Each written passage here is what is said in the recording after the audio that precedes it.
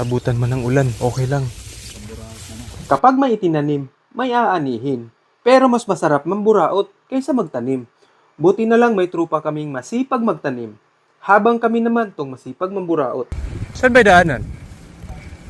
Sa kabila. Buraot ng gulay mga paps. Sayang din libre Yun pa ibibili natin, di ba? Tara dito sa vlog ko.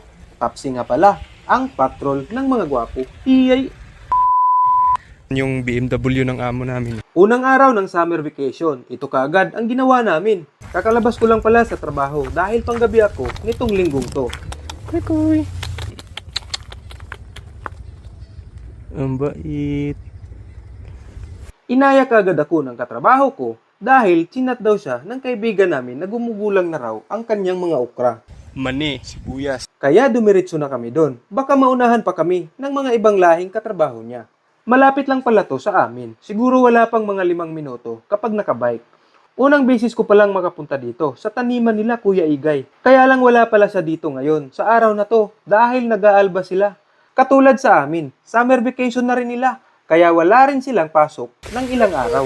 Lumakas!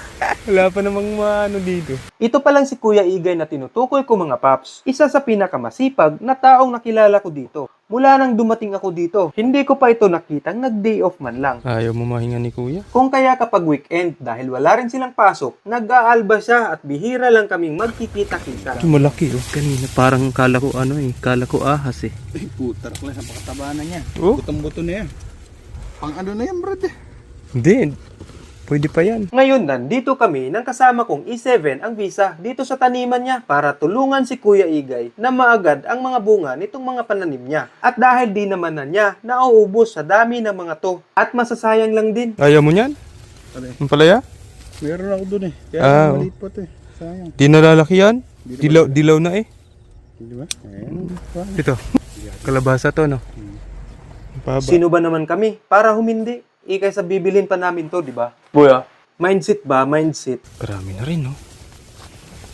Hanap pa kami ng patula. Sarap yan sa ano? Na-try mo na bang maglagay niyan sa dinuguan? Sampalok. Hindi naman. Hindi. Ibang sampalok yata yan. Kaya kahit umuulan, ay go pa rin si Papsi. Libre. Bait mo. Kaya. Ayaw tito. Umiiwas O diba, nakarami kami. Okra, sili, kangkong, ampalaya, sibuyas, tanglad. Yun lang. Ba't wala kang patola?